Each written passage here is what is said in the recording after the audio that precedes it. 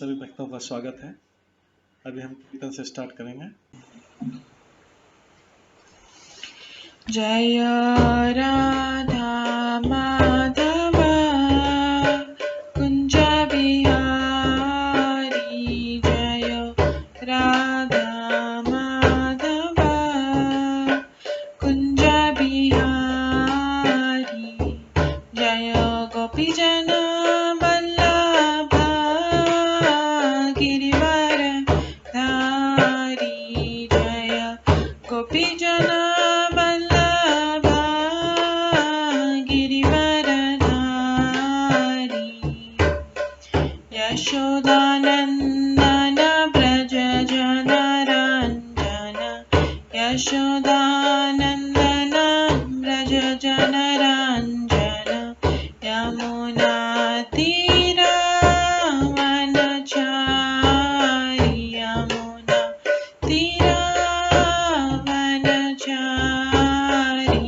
जय राधा माधव कुंज बिहारी, जय राधा माधव कुंज बिहारी, हरे कृष्णा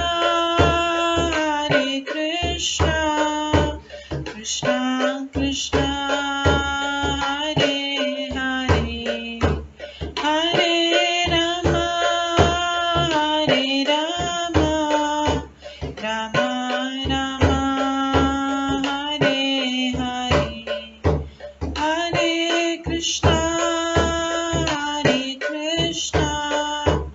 कृष्णा कृष्णा हरे हरे, हरे राम राम राम हरे हरे, हरे कृष्णा कृष्णा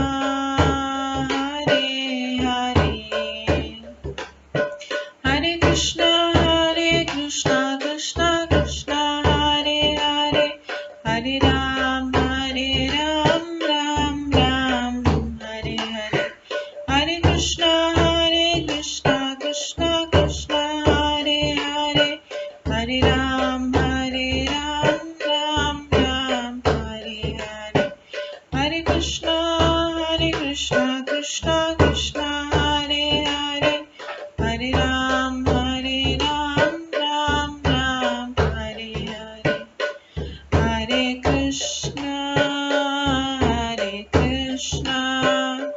कृष्णा कृष्णा हरे हरे, हरे राम राम राम हरे हरे, हरे कृष्णा कृष्णा कृष्णा हरे हरे, हरे राम राम राम हरे हरे, जय राधा माधव राधे, जय राधा गोविंद राधे, जय गौरनिताय जय गौरनिताय, जय जय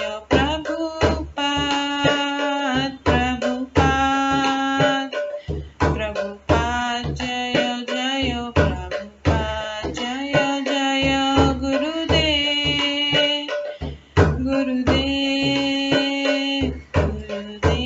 जय जय गुरुदेव, निताय गौर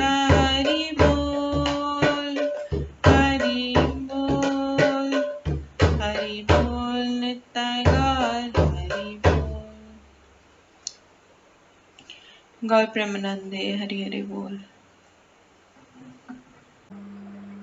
हरे कृष्णा।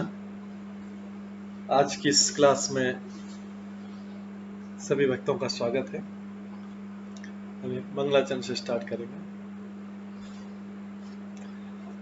ॐ अज्ञानतिमिरान्धस्य ज्ञानतिमिरन्धस्य ज्ञानाञ्जनशलाकया चक्षुरुन्मिलितं येन तस्मै श्रीगुरुवे नमः। श्रीचैतन्यमनोभीष्टं स्थापितं येन भूतले स्वयं रूप कदा मह्यं ददाति स्वपदान्तिकम्। वन्देऽहं श्रीगुरो श्रीयुतपदकमलं श्रीगुरुं वैष्णवांश्च श्रीरूपं साग्रजातं सहगण रघुनाथान्वितं तं सजीवं साद्वैतं सावधूतं परिजनसहितं कृष्णचैतन्यदेवं श्रीराधाकृष्णपादान् सहगण ललिता श्रीविशाखान्वितांश्च। नमो विष्णुपदाय कृष्णपृष्ठाय भूतले श्रीमते भक्तिवेदांत स्वामिन्निति नामिने। नमस्ते सरस्वती देवे गौरवाणी प्रचारिणे निर्विशेषा शून्यवादी पाश्चात्य देशातारिणे। वाञ्छाकल्पतरुभ्यश्च कृपा सिन्धुभ्येव च पतितानां पावनेभ्यो वैष्णवेभ्यो नमो नमः। जय श्री कृष्ण चैतन्य प्रभु नित्यानंद श्री अद्वैत गदाधर शिवासादि गौर भक्तवृंद। हरे कृष्णा कृष्णा कृष्णा हरे हरे, हरे राम राम राम हरे हरे। ओम नमो भगवते वासुदेवाय।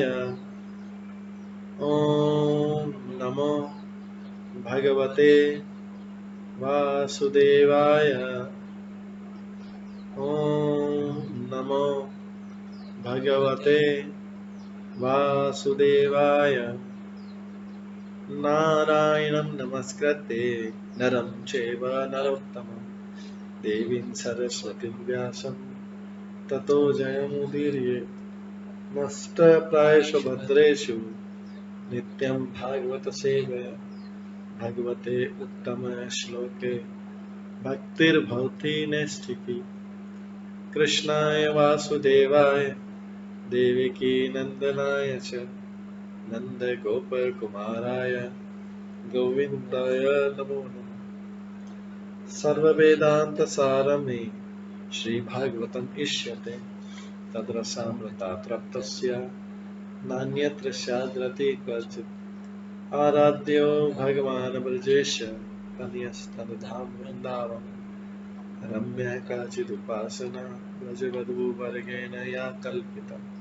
श्रीमद्भागवतं प्रमाणम् अमलं प्रेम कुमार्थमः श्रीचैतन्य महाप्रभुमतम् इदं तत्रादरो न परम्। मूकं करोति वाचालं पङ्गुलङ्घयते गिरिं यत्कृपातमहं वन्दे परमानन्दमाधवम्। हरे कृष्णा।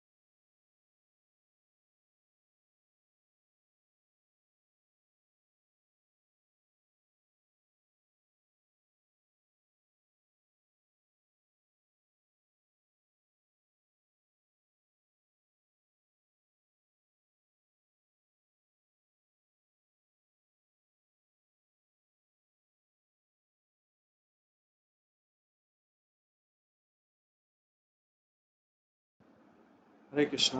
आज की इस क्लास में सभी भक्तों का स्वागत है। कल हम श्रवण कर रहे थे श्रीमद् भागवतम के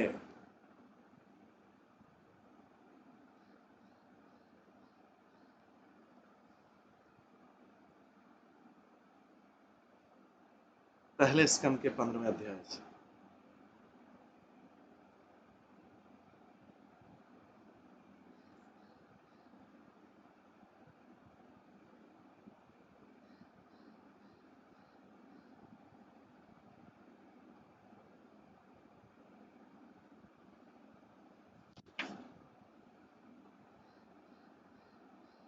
जिसमें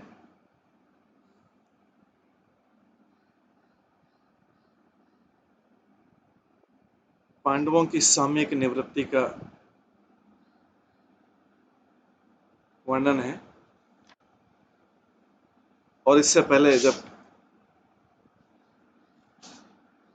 भगवान श्री कृष्ण का अंतर ध्यान होना ये सुना,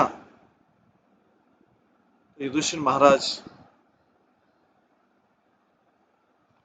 काफी अप्रसन्न हुए, बहुत दुखी हुए।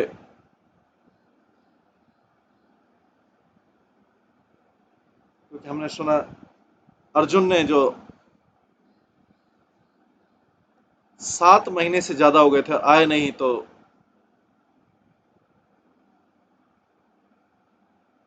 शोक से अर्जुन का मुंह कमल सदृश हृदय सूख चुका था। उनकी शारीरिक कांति चली गई थी। क्यों? क्योंकि अर्जुन ने कहा, हे राजन, युधिष्ठिर महाराज को जब सारी रिपोर्ट देते हैं द्वारका की, अर्जुन ने कहा, राजन, मुझे अपना घनिष्ठ मित्र मानने वाले भगवान हरि ने मुझे अकेला छोड़ दिया, और इस तरह मेरा प्रबल पराक्रम जो देवताओं तक को चकित करने वाला था,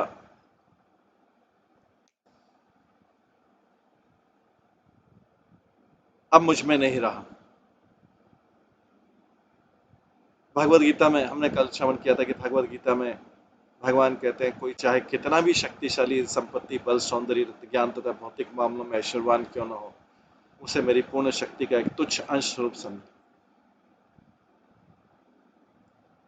अतः कोई भी स्वतंत्र रूप से भगवान से शक्ति प्राप्त किए बिना शक्तिमान नहीं हो सकता।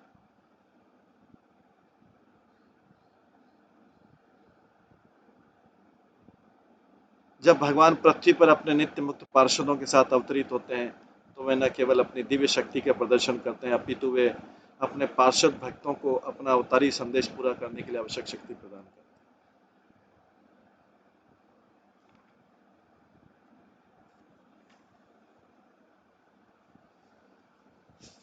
भगवत गीता में भी कहा गया है कि भगवान तथा उनके नित्य पार्षद पृथ्वी पर अनेक बार अवतरित होते हैं, किंतु जहां भगवान सभी विभिन्न अवतारों की भूमिकाओं का स्मरण रखते हैं, वहां पार्षद उनकी परम इच्छा से उन्हें भूल जाते हैं। इसी प्रकार जब भगवान इस धरा से अंतर ध्यान होते हैं, तब वे सारे पार्षदों को अपने साथ लेते जाते हैं। भगवान ने अर्जुन को जो पराक्रम तथा शक्ति प्रदान की थी, वो भगवान के उद्देश्य की पूर्ति के लिए थी।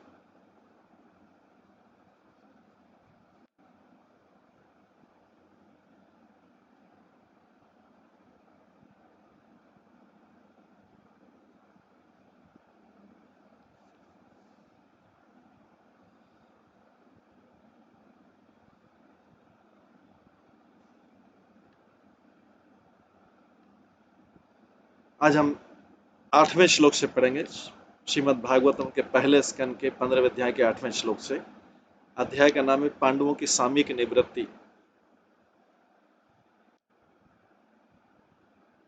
जिसमें हम श्रवण करेंगे कि किस प्रकार से भगवान के अंतर ध्यान होने के बाद पांडवों ने निर्णय लिया।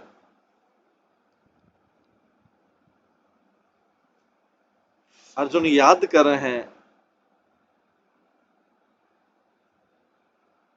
कि किस तरह से मैंने सबको पराजित किया था, कृष्ण के रहते हुए मैंने क्या क्या कार्य किया था।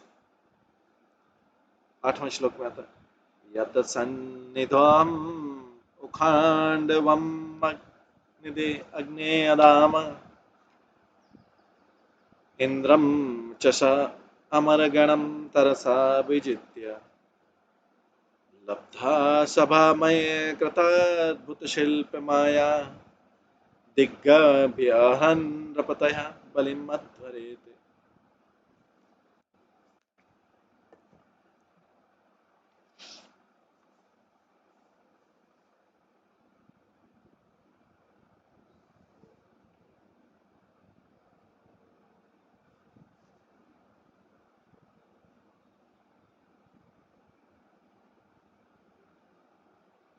चूंकि वे मेरे निकट थे,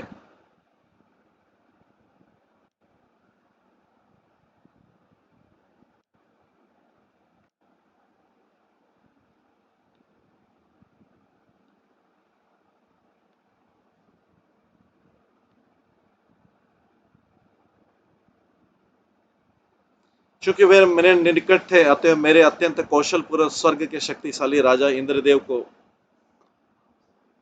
उनके देव पाशों से जीत पाना संभव हो सका था, और इस तरह अग्निदेव खांडव वन को विनष्ट कर सके।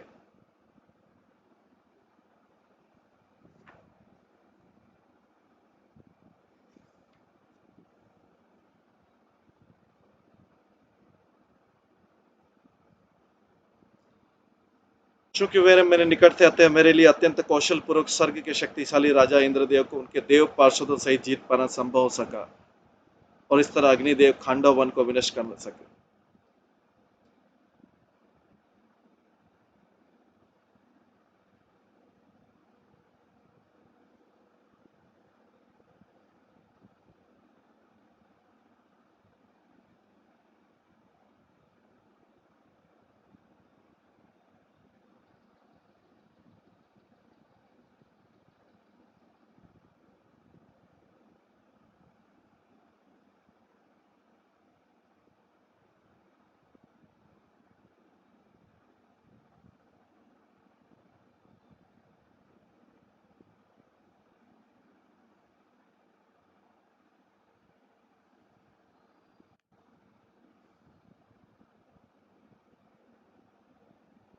चूंकि वे मेरे निकट थे, अतः मेरे लिए अत्यंत कौशल पूर्वक स्वर्ग के शक्तिशाली राजा इंद्रदेव को उनके देव पार्षदों से जीत पाना संभव हो सका, और इस तरह अग्निदेव खांडव वन को विनष्ट कर सके।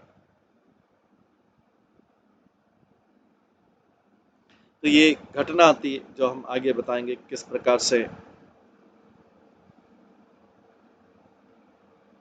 अग्निदेव को एक बार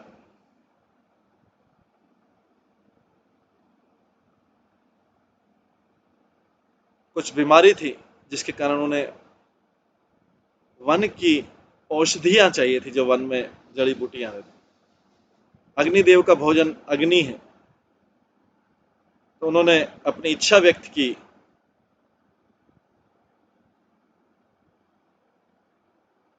कृष्ण और अर्जुन से। कृष्ण अर्जुन ने खांडव वन को खाने की अनुमति दी, भोजन करने की, क्योंकि अग्निदेव का भोजन तो अग्नि है, उसी में सारी खांडव वन में सारी जड़ी बूटियां थी। जब खांडव वन में आग लगी तो इंद्र जैसे संबंधित थे लोग, उन लोगों ने इंद्र से रक्षा मांगी। इंद्र का अर्जुन से युद्ध हुआ, अर्जुन ने इंद्र को पराजित किया, और इस प्रकार से अग्निदेव ने खांडव वन से अपना पाचन किया। उसी में से मैं असुर को उन्होंने बचाया था, जिसने बाद में पांडवों के लिए विशेष महल बनाया था। तो अर्जुन उस घटना को याद कर रहा है, और इस प्रकार से जो आश्चर्यजनक शिल्प कला वाला सभा भवन का निर्माण मैं असुर की सहायता से किया गया, ये सबको याद कर रहे हैं।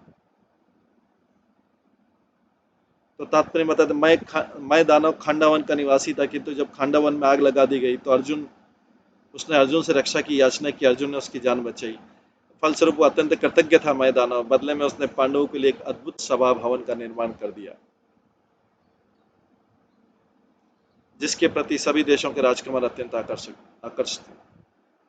उन्होंने पांडवों की अलौकिक शक्ति का अनुभव किया, और सबों ने बिना ईर्ष्या झिझक के महाराज की भेंटें प्रदान की।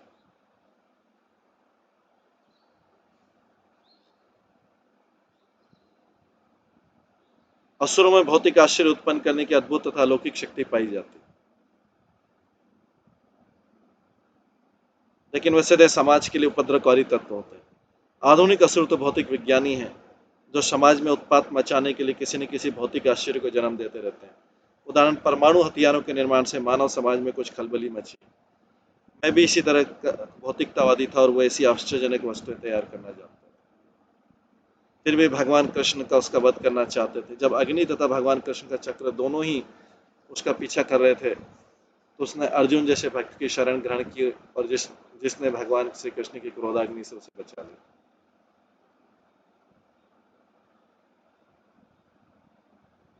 अतः भगवान के भक्त भगवान से भी अधिक दयालु होते हैं और भक्तिमय सेवा में भक्त की दया का महत्व भगवान से भी अधिक होता है।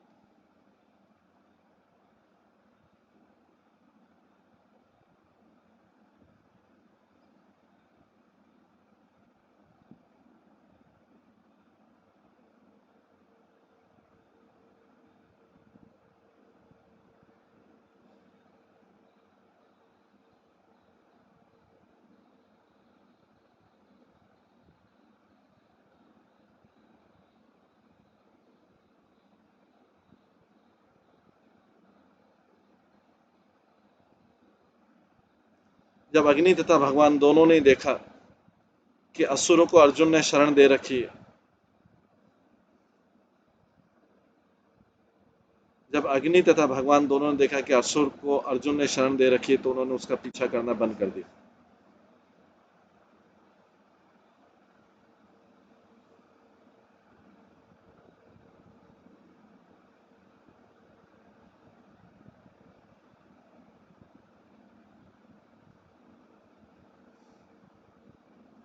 इस असुर ने अर्जुन के प्रति कृतज्ञता का अनुभव करते अर्जुन की सेवा करना चाहिए।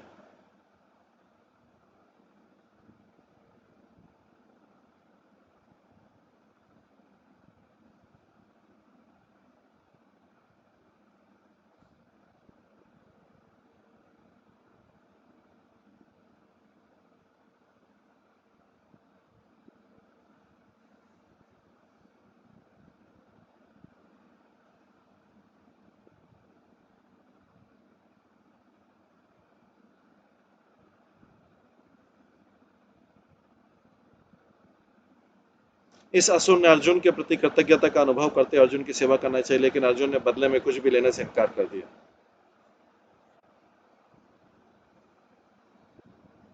किंतु तो भगवान कृष्ण मैदानों से प्रसन्न है क्योंकि उसने भक्ति की शरण ग्रहण की थी। अतः उन्होंने उससे कहा कि राजा युधिष्ठिर के लिए वो एक अद्भुत सभावन तैयार कर दें। इस तरह प्रक्रिया यह है कि भक्त की दया से भगवान की कृपा प्राप्ति और भगवान की कृपा से भगवत भक्त की सेवा करने का अवसर मिलता है। भीमसेन की गदा भी मैदानों द्वारा दी गई भेंट।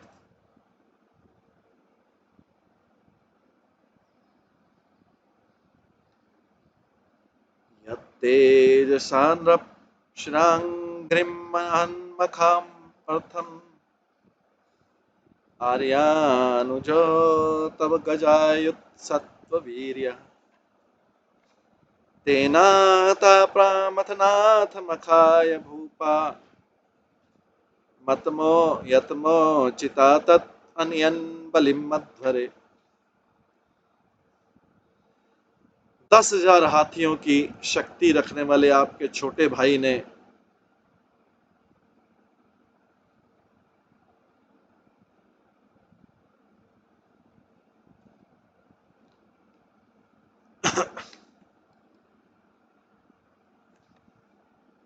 अर्जुन बोले 10,000 हाथियों की शक्ति रखने वाले अपने छोटे भाई ने भगवान की कृपा से ही जरासंध का वध किया। ये युधिष्ठिर महाराज का सब बता रहे हैं, जिनकी पाद पूजा अनेक राजाओं द्वारा की जाती थी। जरा ये सारे जरासंध के महाभैरव यज्ञ में बलि चढ़ाने के लिए लाए गए थे। उसने इतने राजाओं को बंदी बनाया था। ये अर्जुन बोल रहे हैं, युधिष्ठिर को बता रहे हैं, सुना रहे हैं कि 10,000 हाथियों की शक्ति रखने वाले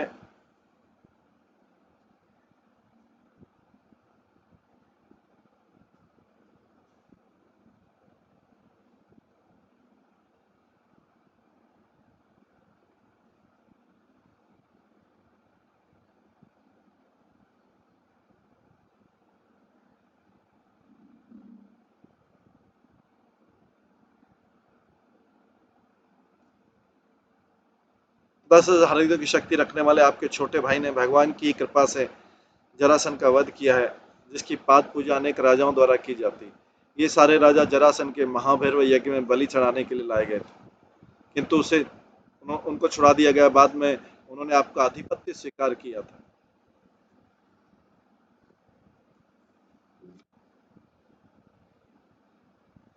ये अर्जुन युधिष्ठिर महाराज से कह रहे हैं।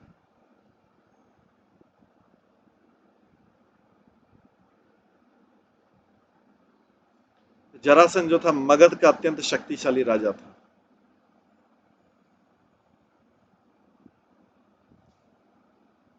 उसके जन्म तथा कार्यकलाप की कथा भी अत्यंत रोचक है। उसके पिता बृहद्रथ राजा भी मगध का अत्यंत संपन्न एवं शक्तिशाली राजा था।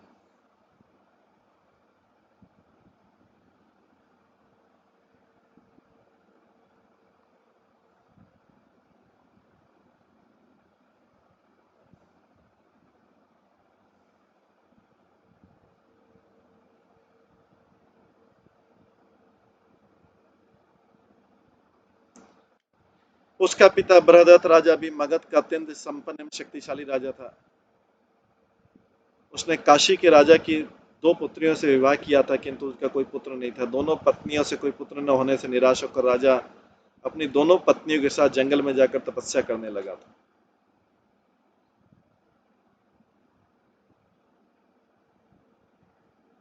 वहां पर महर्षि ने उसे पुत्र होने का वरदान दिया और रानियों को खाने के लिए आम दिया। रानियों ने आम खा लिया तो शीघ्र ही गर्भिणी हो गई। राजा अत्यंत प्रसन्न था कि रानियां गर्भवती हैं, किंतु समय पूरा हुआ तो दोनों रानियों के गर्भ में से 2 भागों में विभाजित एक बालक उत्पन्न हुआ।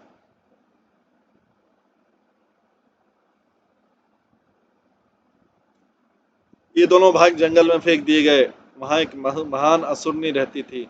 वह अत्यंत प्रसन्न हुई। उसके खाने के लिए नवजात शिशु का रक्त तथा मांस मिला, किंतु उत्सुकतावश उसने दोनों हिस्सों को जोड़ दिया तो एक पूर्ण शिशु बन गया, उसमें जान आ गई। वह असुरनी का नाम था जरा। वह संतानहीन राजा के ऊपर दया करके राजा के पास आई, उसी राजा के पास आई जो संतानहीन था। कौन? राजा बृहदत्त।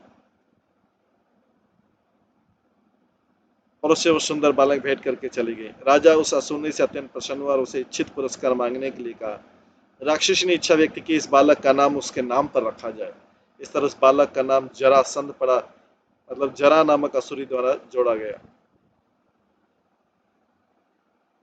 वास्तव में जरासंध विप्रचिति नाम के असुर के अंश के रूप में उत्पन्न हुआ था। जिस साधु ने रानियों को पुत्र का वरदान दिया था वह चंद्र कौशिक कहलाता था, जिसने राजा के समक्ष उसके पुत्र के बारे में भविष्य कथन किया।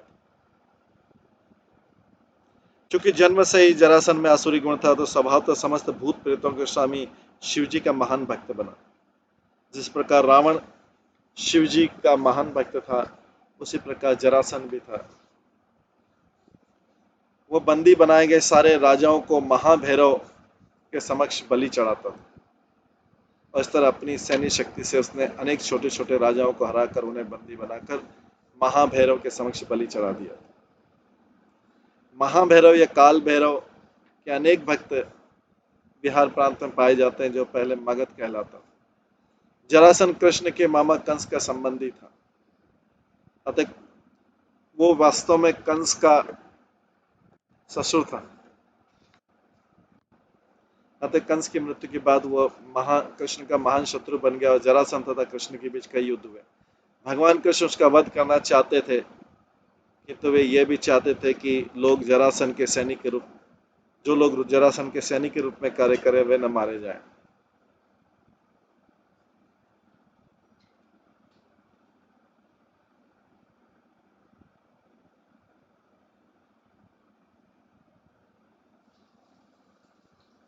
अतः उसने मारने की योजना बनाई। कृष्ण, भीम तथा अर्जुन तीनों निर्धन ब्राह्मण के वेश में जरासंध के पास गए और उससे भिक्षा मांगी। जरासंध ब्राह्मणों को भिक्षा देने से कभी भी इनकार नहीं करता था और उसने अनेक यज्ञ भी किए, तो भी वो भक्तिमय सेवा के स्तर पर नहीं था। भगवान कृष्ण, भीम तथा अर्जुन ने उससे मल्ल युद्ध करने की भिक्षा मांगी और यह तय हुआ कि जरासंध केवल भीम से मल्ल युद्ध करेगा।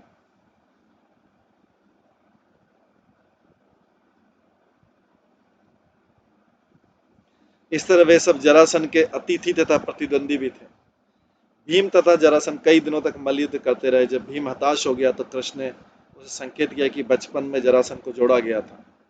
अतः भीम ने उसे पुनः दो भागों में चीर करके मार डाला और जितने राजा महाभैरव के समक्ष बलि किए जाने के लिए बंदी गृह में रोके गए थे उन सबको भीम ने छुड़ाया। इस तरह पांडवों के प्रति कृतज्ञ होने के कारण उन्होंने राजा युधिष्ठिर का आधिपत्य स्वीकार किया था, सब राजाओं ने जिनको जरासन ने बंदी बनाया। तो अर्जुन इस सब चीजों को याद कर रहा है कृष्ण के अप्रकट होने के बाद।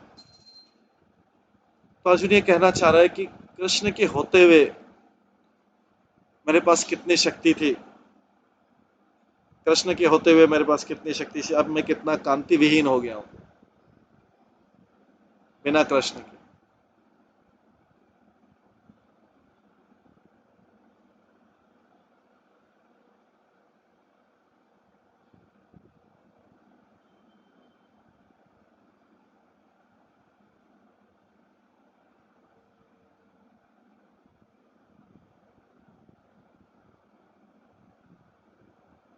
ये अर्जुन सारे याद कर रहा है और युधिष्ठिर को समझा रहा है कि अभी कृष्ण आप प्रकट हो गए, अब क्या करेंगे हम। आगे अर्जुन सुनाता है, ये अर्जुन द्वारका से सारी सूचना लेके युधिष्ठिर महाराज को बता रहा है क्या क्या हुआ द्वारका। सबसे बड़ी उसमें सूचना थी कृष्ण आप प्रकट हो गए इस धरा से।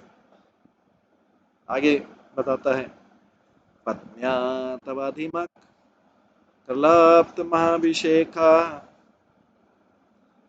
श्लाघेश्च चारु कबरम कितवे सभायां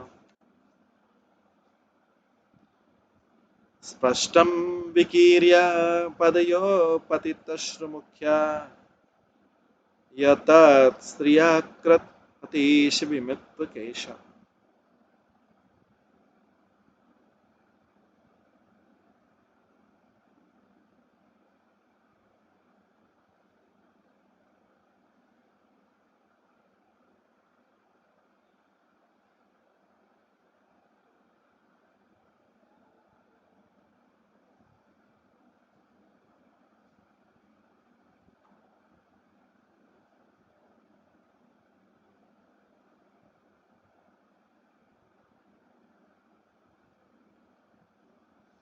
उन्होंने ही उन दुष्ट पत्नियों के बाल खोल दिए जिन्होंने आपकी महारानी की उस चोटी खोलने का दुस्साहस किया था।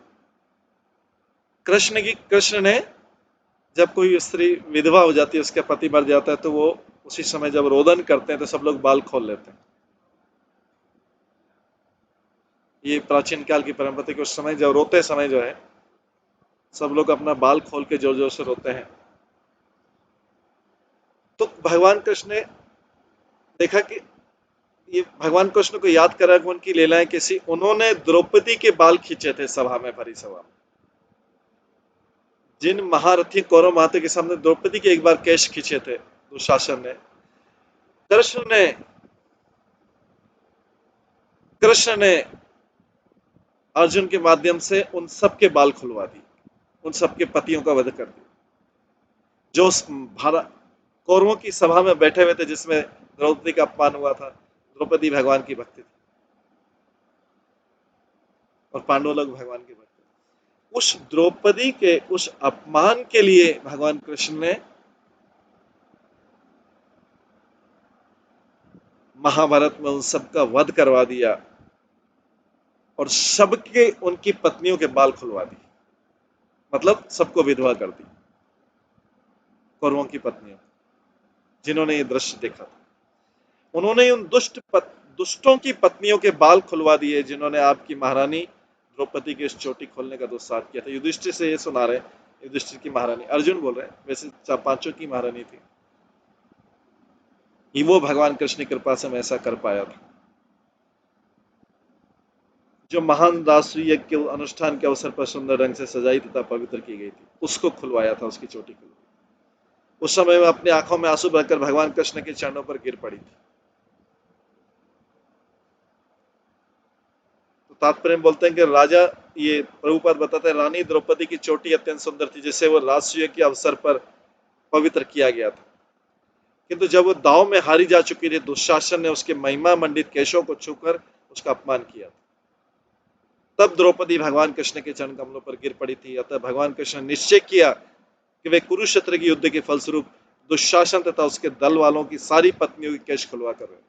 ये भगवान ने प्रतिज्ञा। भगवान अपने भक्तों के प्रति इतने ज्यादा रहते हैं कि भगवान कुछ भी कर सकते हैं। तो उन्होंने दुशासन और उसके पूरे कौरव के दल वालों की सारी पत्नियों की केश खुलवा दी, मतलब सबको विधवा कर दी। इस प्रकार कुरुक्षेत्र के युद्ध के पश्चात जब धृतराज के सारे पुत्र तथा पौत्र युद्ध में मारे जा चुके थे, तो परिवार की सारी स्त्रियों को विधवाओं के रूप में केश खोलने पड़े।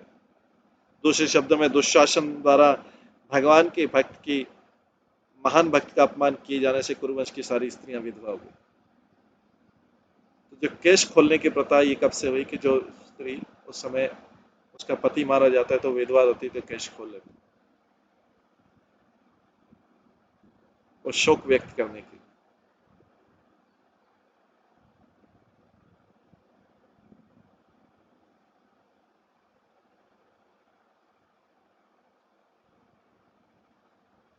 भगवान भले ही अपने ऊपर किसी दुष्ट द्वारा किए गए अपमान को सह ले, क्योंकि पिता अपने पुत्र के द्वारा किए गए अपमान को सह लेता है, किंतु वे भक्तों का अपमान कभी नहीं सहन।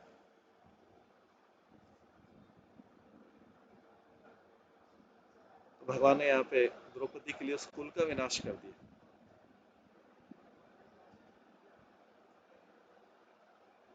पांडवों के लिए पूरा कुल को, कौरवों के कुल का विनाश कर दिया। परिवार के परिवार उनकी स्त्रियां भी विधवा हो गई।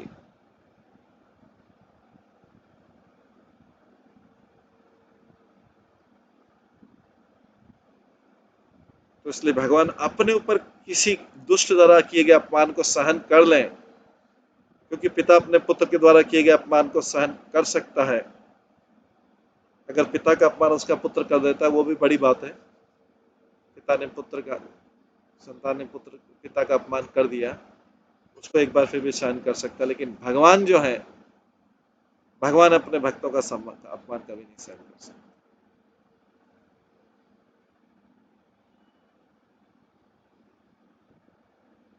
महान आत्मा का अपमान करने पर मनुष्य अपने सारे पुण्यों तथा वरों की बलि देना पड़ता है उसको। उसके सारे पुण्य कर्म खत्म हो जाते हैं, उसको जो सारे वर मिले हैं वो खत्म हो जाते हैं महान आत्मा का अपमान करने पर। इस प्रकार से, क्योंकि इसमें भगवान स्वयं इन्वॉल्व हो जाते हैं।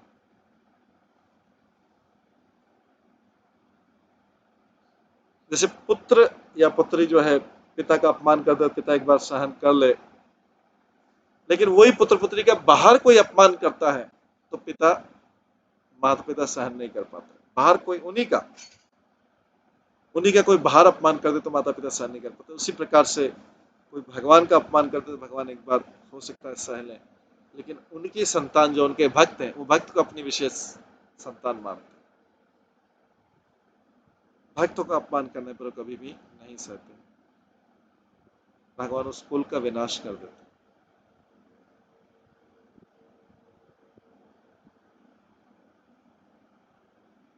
महान आत्मा का अपमान करने पर मनुष्य को अपने सारे पुण्यों तथा वरों की बलि देनी पड़ती।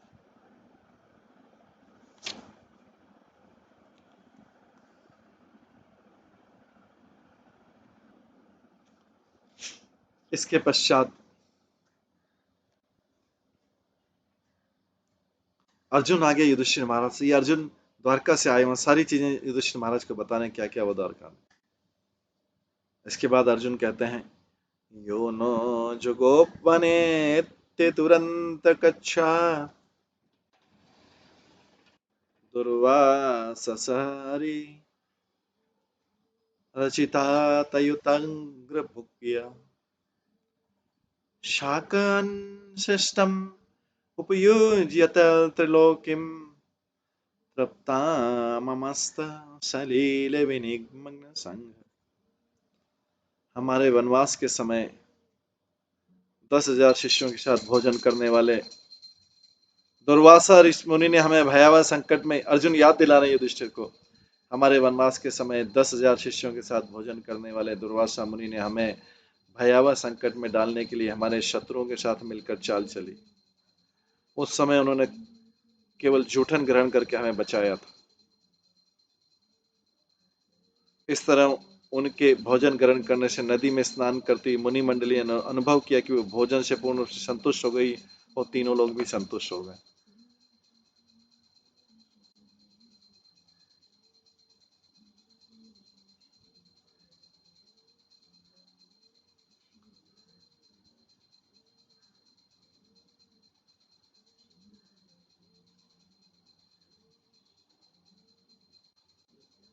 तात्पर्य, दुर्वासा मुनि ये शक्तिशाली योगी ब्राह्मण थे जिन्होंने कठिन तपस्या तथा महान व्रतों के द्वारा धर्म के नियमों का पालन करने का संकल्प किया था। उनका नाम अनेक ऐतिहासिक घटनाओं से जुड़ा हुआ है। ऐसा प्रतीत होता है कि उन्हें शिव जी की भांति सरलता से प्रसन्न किया जा सकता था तथा सरलता से रुष्ट किया जा सकता था। दुर्वासा मुनि क्योंकि शिव जी के ही अवतार थे, तो दुर्वासा मुनि का परिचय दे रहे हैं यहाँ पे प्रभुपाद। दुर्वासा मुनि किस तरह से दुर्वासा मुनि के आने से पांडव संकट में पड़ गए थे, लेकिन भगवान ने उस समस्या का हल कर दिया था। दुर्वासा ऋषि अपने हजारों शिष्यों के साथ 10,000 शिष्य के साथ आ गए थे भोजन पांडवों के पास। तो ये अर्जुन याद कर रहे हैं कि भगवान कृष्ण ने हमारी समस्याएं, एक एक समस्या को याद कर रहे हैं कैसे हल कर दिया था। तो जब कोई व्यक्ति चला जाता है, भगवान जब साथ में थे तब उनका महत्व जो है पांडव लोग तो भगवान के भक्त समझ रहे थे, लेकिन जाने के बाद उन घटनाओं को याद करें कि कहां कहां भगवान ने हमारी सहायता की थी, तो उनको पता लगता है कि पूरा जीवन भर ही सहायता करते आए थे, बाल्यकाल से लेकर भगवान तक। लेकिन अभी भगवान आप प्रकट हो गए तो अर्जुन विशेष रूप से याद कर रहे हैं युधिष्ठिर महाराज के सामने।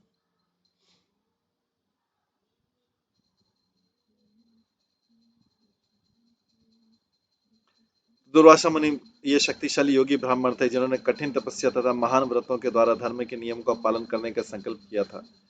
तो इन्होंने धर्म कैसे पालन कर रहे, कठिन तपस्या और महान व्रतों के द्वारा। उनका नाम ऐतिहासिक घटनाओं से जुड़ा हुआ। ऐसा प्रतीत होता है कि उन्हें शिवजी की भांति सरलता से प्रसन्न किया जा सकता है तथा सरलता से रुष्ट किया जा सकता है।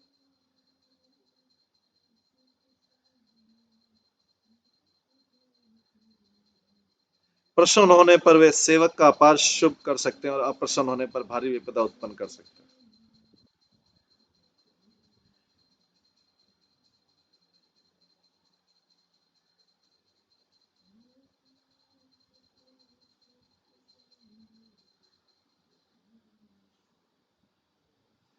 कुमारी कुंती अपने पिता के घर में सभी महान ब्राह्मणों की सेवा किया करती थी और अच्छे सत्कार से प्रसन्न होकर दुर्वासा मुनि ने उन्हें ऐसी शक्ति का वर दिया जिससे वे इच्छित देवता का आह्वान कर सकते थे।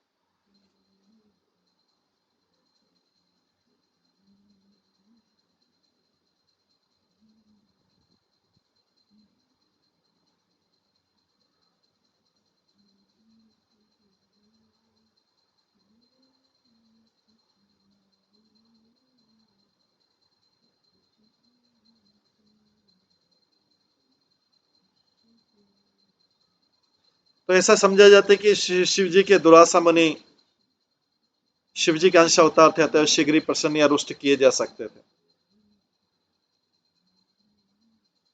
तो कुंती ने प्रसन्न किया था, इसके कारण कुंती ने 5 पुत्र प्राप्त किए थे। वायुदेव से भीम को प्राप्त किया था, इंद्र से अर्जुन को प्राप्त किया था, इंद्र का आह्वान करके धर्मराज को, यमराज को आह्वान करके युधिष्ठिर को प्राप्त किया था, और अश्विनी कुमार को आह्वान करके नकुल और सहदेव प्राप्त किए थे। तो दुर्वासा मुनि जल्दी प्रसन्न हो जाते हैं, जल्दी कुष्ट भी हो जाते हैं। कुंती को वरदान दे दिया था। वे शिव जी के महान भक्त थे और शिव जी के आदेश से उन्होंने श्वेत केतु का पुरोहित बनना स्वीकार किया था, क्योंकि श्वेत केतु 100 वर्ष तक यज्ञ कर चुके थे। वे कभी कभी इंद्रदेव की स्वर्ग सभा में भी जाया करते थे। वे अपनी महान योग शक्ति के बल से वायु व आकाश में यात्रा कर सकते थे। ऐसा समझा जाता है कि उन्होंने वायु आकाश में बहुत दूरी तक, भौतिक आकाश से भी परे और वैकुंठ के ग्रहों तक भी यात्रा की थी। उन्होंने इतनी लंबी दूरी 1 वर्ष में तब तय की थी जब उन्होंने चक्रवर्ती सम्राट एवं परम भक्त राजा अम्बरीश से झगड़ा किया था।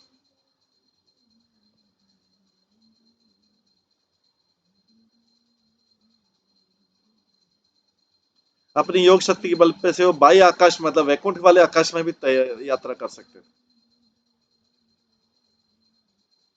उन्होंने ऐसे समय उन्होंने बाह्य आकाश में बहुत दूरी तक, भौतिक आकाश से भी परे वैकुंठ के ग्रहों की यात्रा की थी।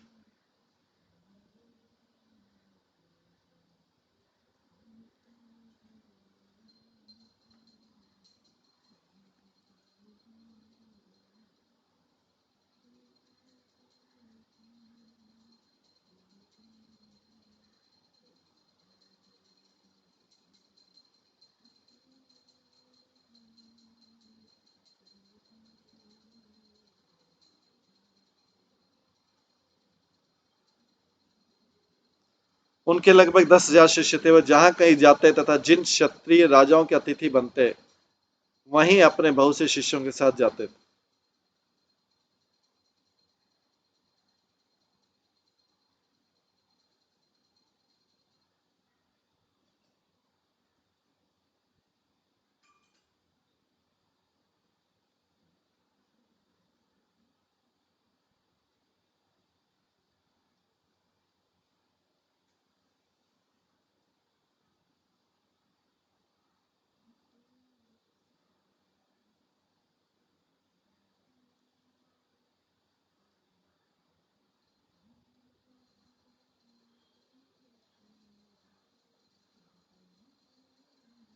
एक बार वे महाराज युधिष्ठिर के शत्रु चचेरे भाई दुर्योधन के घर गए थे।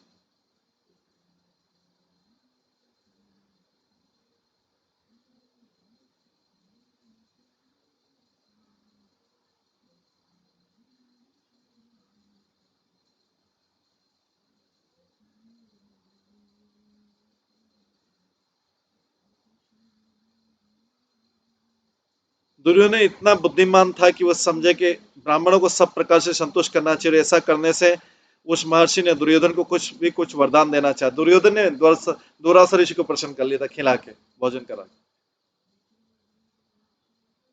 दुर्योधन उनकी योग शक्ति से परिचित था और उसे यह भी पता था कि ये वे योगी ब्राह्मण अप्रसन्न होने पर किस प्रकार ये बावंडर खड़ा कर सकते हैं। अतः उसने चाल सोची कि ब्राह्मण अपना क्रोध उनके शत्रु पांडवों पर उतारे।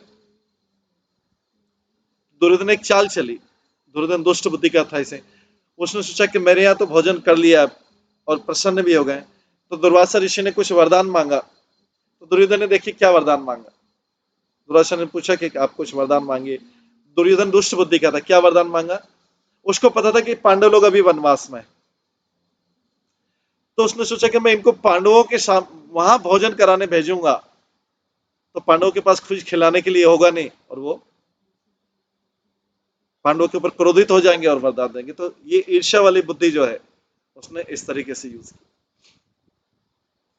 तो उसने चाल चली और उसने सोचा कि ब्राह्मण जो दुर्वासा अपना क्रोध उनके शत्रु पांडव को उतारे। तब ऋषि ने कुछ वरदान देना चाहा तो दुर्योधन ने इच्छा व्यक्त की यदि श्रीमान उसके अग्रस्त तथा प्रमुख महाराज युधिष्ठिर के घर जाए तो अच्छा रहेगा। दुर्वासा ऋषि ने प्रश्न नहीं पूछा कि तुम्हारे यहाँ बुलाने के बजाय युधिष्ठिर के यहाँ क्यों क्यों इनवाइट कर रहे हो मुझे, क्योंकि उन्होंने सोचा कि कजिन है, इसलिए दोनों कजिन क्या, ठीक है मेरे कजिन के यहाँ जाना, हमारे पांडवों के आइए आप भोजन करने के लिए। दुर्योधन ने इनवाइट कर दिया, लेकिन उसकी विनती की कि वे जब पहुंचे तब वो तब पहुंचे जब युधिष्ठिर अपनी महारानी द्रौपदी के साथ भोजन कर चुके हों। दुर्योधन जानता था कि द्रौपदी के साथ भोजन करने के बाद महाराज युधिष्ठिर इतने सारे ब्राह्मण अतिथि को भोजन नहीं दे पाएंगे और तब वे ऋषि क्रोध होकर महाराज युधिष्ठिर के जीवन में संकट उत्पन्न कर देंगे। यह थी दुर्योधन की योजना।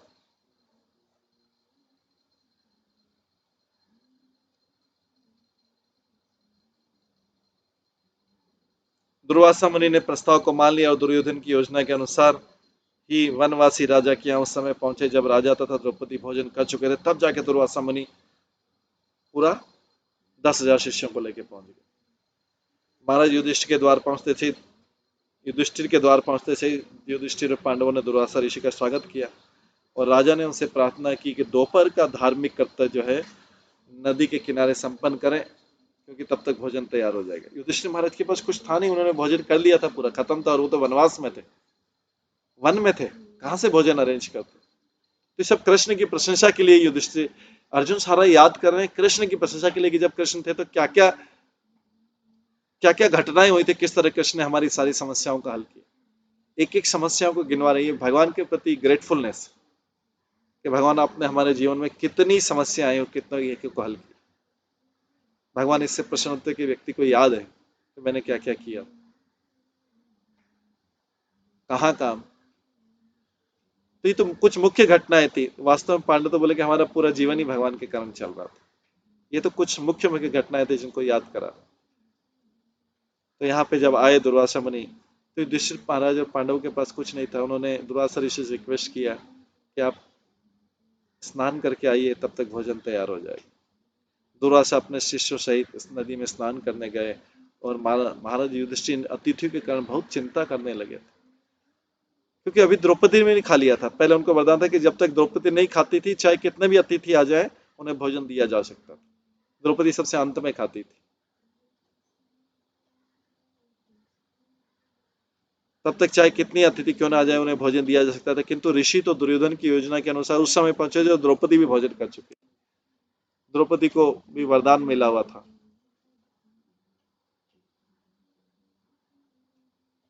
कि जब तक वो भोजन नहीं करेगी, कितने हजारों लाखों अतिथि, कितने भी अतिथियों को भोजन कर सकते। पांडव वनवास में यही करते, वो सब पांडवों को भोजन करा के अंत में जब सारे ब्राह्मण और भिखारी सब चले जाते, तब जाके द्रौपदी भोजन करती थी।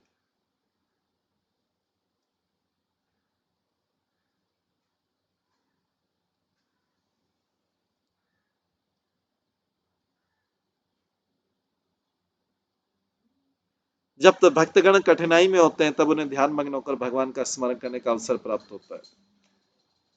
अतः द्रौपदी उस विषम परिस्थिति में भगवान कृष्ण का स्मरण कर रही थी और सर्वव्यापी भगवान तुरंत अपने भक्तों की कठिन स्थिति समझ गए।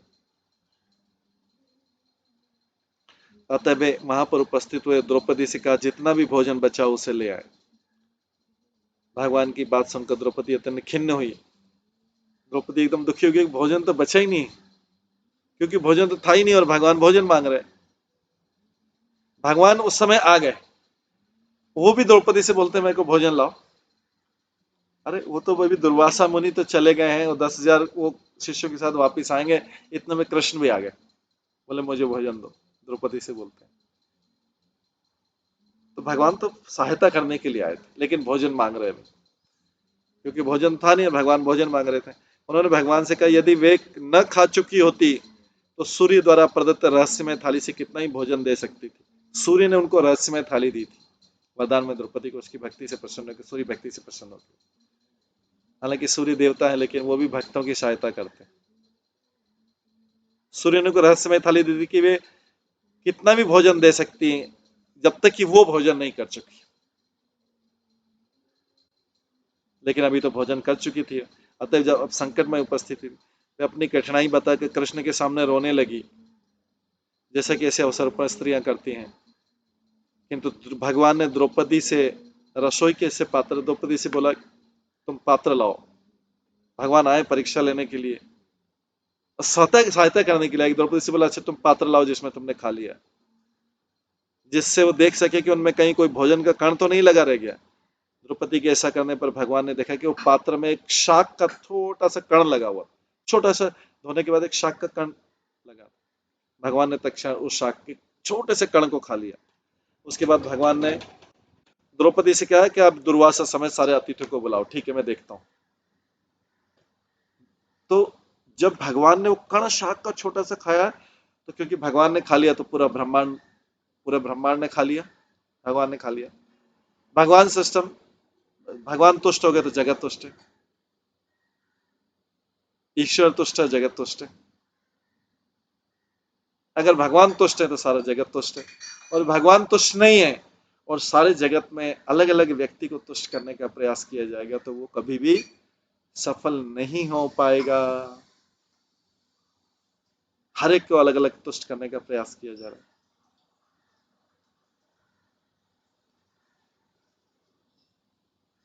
यह सारा संसार जो इसी प्रकार से चल रहा है, सारे संसार में भगवान को छोड़ के हर कोई इस जगत में सबको तुष्ट करने के प्रयास में लगा।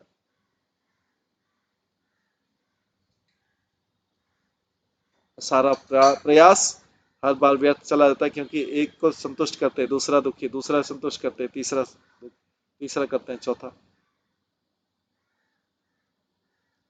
पूरा प्रयास जगत को तुष्ट करने में लगा हुआ है।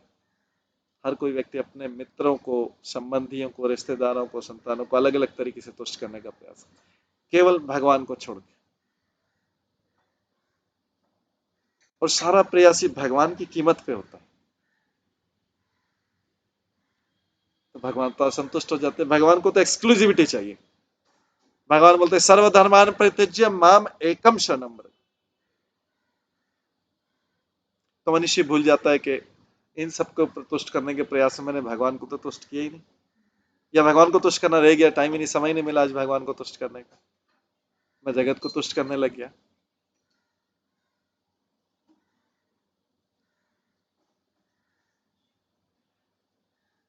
तो यहाँ पे भगवान ने वो तक्षण शाख का छोटा कण खा लिया और पूरा जगत का पेट भर गया, पूरा एकदम ऊपर ऊपर तक, गले गले तक पेट भर गया।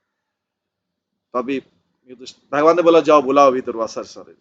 तो भीम को नदी के तट पर सबको बुलाने के लिए भेजा। भीम वहां जाके बड़े कॉन्फिडेंटली बोलता है आप लोग विलंब क्यों कर रहे हैं, भोजन तैयार है। लेकिन सबका तो पेट गले गले तक भर गया था ऑलरेडी। आइए आपके लिए भोजन तैयार है। भगवान कृष्ण ने भोजन का एक कण ग्रहण कर लिया था, तो नदी में स्नान करते अतिथि का पेट भी पूरा भर गया था, और इतना भरा था कि वो ऊपर खा भी नहीं सकते थे, एक कण भी नहीं खा सकते। अतः नदी में उन्होंने सोचा कि अब सारे दुर्वासा ऋषि और 10,000 शिष्यों ने सोचा कि युधिष्ठिर महाराज ने तो बहुत सारे व्यंजन तैयार किए होंगे और उन्हें भूख तो लग नहीं रही अभी, तो वे खाना ही खा सकेंगे, तो महाराज युधिष्ठिर को दुख होगा। अतः शेष करिए कि वहीं से जाए नहीं वहां पे। इसलिए उन सबों ने वहां चले जाने का, वहां से चले चुपचाप भाग गए वहां से सारे 10 दुर्वासा ऋषि और 10,000 शिष्य भाग गए कि कहीं भीम पकड़ पकड़ के नहीं ले जाए हम सबको, कि चलो खाओ अभी तुमने बोला था हमारे तुम्हारे लिए भोजन तैयार है। कई तो शिष्य इस डर से भाग गए कि भीम आया है, अभी नहीं खाएंगे, वो बोलेगा इतना सारा तैयार किया है तुम्हारे लिए। तो भगवान ने कैसा मैजिक किया कि सबका पेट ऐसे गले गले तक भर गया, उनकी कोई खाने के नाम की इच्छा नहीं थी कि कोई खाने का नाम भी ले ले। ये घटना सिद्ध करती कि भगवान कृष्ण सर्वोत्तम योगी हैं, अतः वे योगेश्वर कहलाते हैं। दूसरी शिक्षा मिलती कि प्रत्येक ग्रस्त को चाहिए कि भगवान को भोजन, भर पेट भोजन भेंट करे,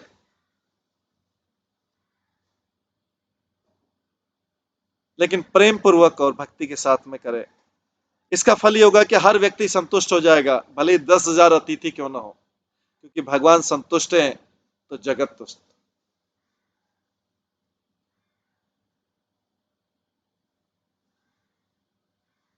यही भक्ति की विधि है कि भगवान को संतुष्ट किया जाए। सम सिद्धि हरितोषणम, ये भागवतम के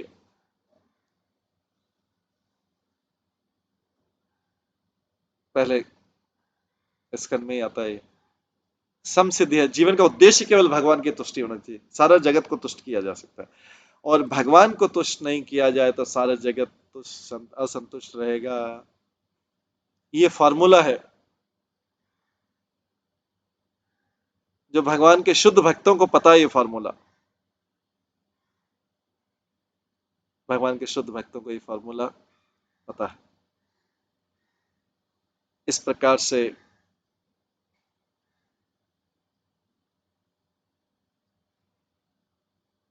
जो भगवान के शुद्ध भक्त होते हैं पूरा जीवन केवल एक ही को संतुष्ट रखते हैं, भगवान।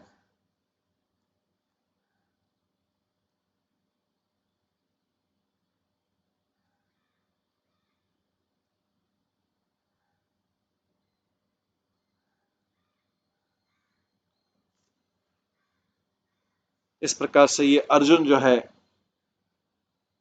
युधिष्ठिर महाराज को सारा वर्णन कर रहा है।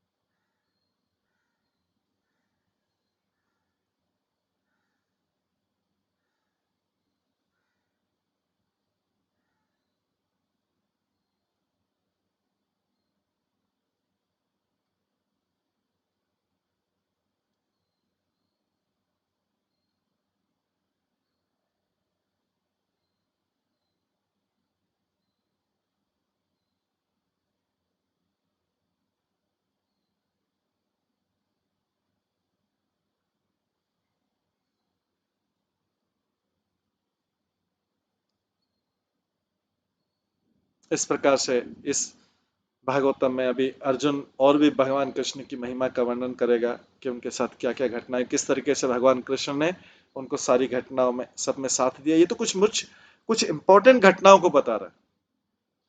वैसे तो सारा जीवन ही भगवान चलाते हैं, कृष्ण की कृपा से सारा जीवन चलता है। तो जो भागवतम है ये सब ये महिमा, ये भागवतम पूरा की पूरा भागवतम ही इसीलिए कृष्ण की महिमा के बारे में लिखा है कि सबका अपना अलग अलग अनुभव। ये तो अर्जुन खाली सुना रहा है कृष्ण की महिमा का, पूरा भागवतम इन महिमाओं के वर्णन से भरा हुआ। तो आज अभी समय हो रहा है, इसको हम यहीं पे विराम देते हैं। और इसके बाद का जो है अर्जुन घटना जो बताता है, अपना एक्सपीरियंस बताता है और किस तरीके से कृष्ण के जाने के बाद में भी हेल्पलेस हो गया है, वो हम कल की क्लास में श्रवण करेंगे। आज की क्लास का यहीं पे विराम देते हैं। सभी भक्तों का बहुत बहुत धन्यवाद। सभी भक्तों के लिए एक बार हरे कृष्ण महामंत्र का जप करते हैं।